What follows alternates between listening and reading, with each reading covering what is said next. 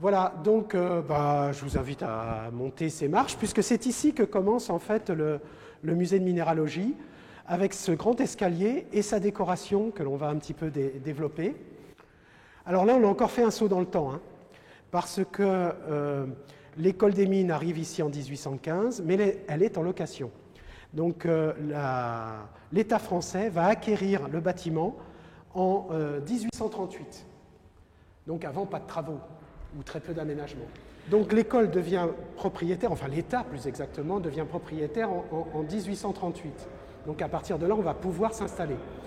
Il faudra attendre quelques années pour avoir cette configuration, puisque ce que vous voyez là, l'escalier, sa décoration, mais ça sera aussi le cas de la décoration à l'intérieur du musée, date des années 1850. Voilà, ça s'étale sur plusieurs années, cette configuration. Et là, on va mettre les collections de minéralogie dans leur écrin. Ce que j'ai oublié de préciser, c'est que ces collections qui avaient été créées en 1794, elles n'avaient pas bougé de Paris. Elles étaient restées à l'hôtel de Mouchy. Cet outil stratégique, là, se déconnecte de l'école. Mais évidemment, quand l'école revient en 1815, eh bien, il est normal que ces collections la rejoignent ici. Voilà.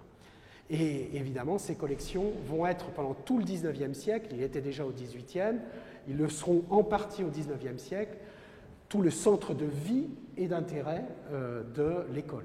Donc il va falloir les installer dans un écrin absolument somptueux, magnifique, qui a été conservé jusqu'à nos jours. Là, il suffit de regarder l'entrée, il suffit de regarder cet escalier pour déjà commencer à être impressionné. Et vous allez voir qu'ensuite, la collection elle-même est extrêmement impressionnante. À noter qu'il s'agit de la 4e collection mondiale. Voilà.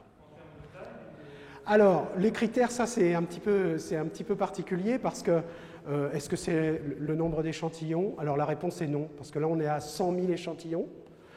Il y a des collections qui ont plusieurs millions d'échantillons, donc là on serait relativement mal classé de ce point de vue-là.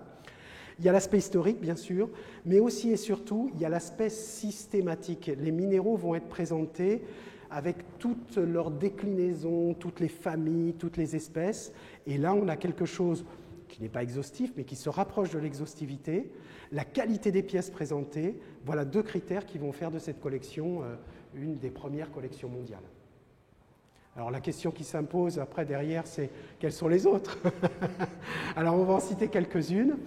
Il y a la Smithsonian aux États-Unis, qui est sans doute la première, mais il y a aussi le Muséum national d'histoire de Paris, qui est considéré comme étant la 2e collection. Donc, vous voyez que là, déjà, sur Paris, 2e et 4e collection, c'est quand même tout à fait extraordinaire. Et il y en a même une 3e sur Paris. J'invite tout le monde à aller voir ces 3 collections, puisqu'il s'agit de la collection dite de Jussieu, Sorbonne Université maintenant, où il y a une héritière justement des collections de la Sorbonne. Avec ces 3 collections-là, vous avez fait le tour du monde minéralogique, hein, c'est somptueux, et chacune avec, j'allais dire, leur personnalité, leur présentation, ce qui est intéressant, c'est tout à fait complémentaire et non pas du tout concurrentiel. Voilà.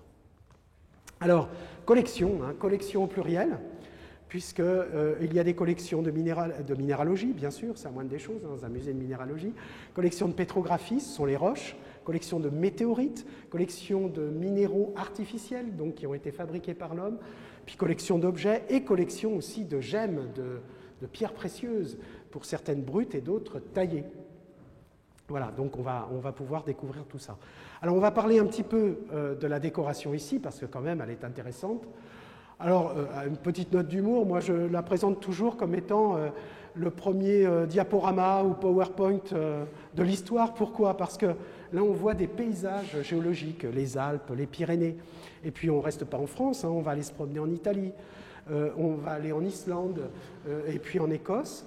Eh bien, évidemment, ces tableaux-là sont absolument magnifiques, c'est beau, mais c'est aussi utile, puisque ça va servir de support pédagogique pour expliquer aux élèves où se forment les roches, les minéraux, où est-ce qu'on peut les trouver.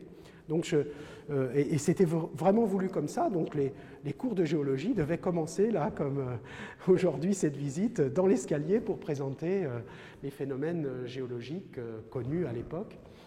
Et donc, voilà, une très belle vue sur les Alpes et sur les Pyrénées ici.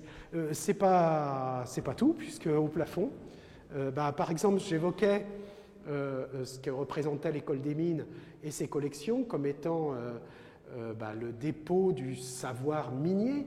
Ce savoir minier, c'est savoir exploiter les ressources minérales, mais c'est aussi savoir les transformer. Elles vont servir à toutes les activités humaines.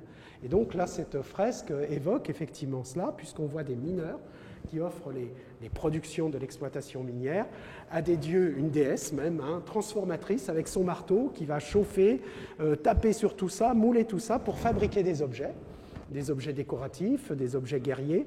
Bref, en un mot, se mettre au service de l'industrie. On est en 1850. Qu'est-ce qui va symboliser l'industrie? C'est cette machine à vapeur qui est ici. Donc on n'est pas à un anachronisme près. On met un casque de mineur sur les antiques, on met cette machine à vapeur, mais c'est vraiment, ça symbolise exactement ce qu'est à l'époque l'école des mines et ce que sont ses collections. On a une autre partie au plafond, où là on va présenter les grands de la minéralogie.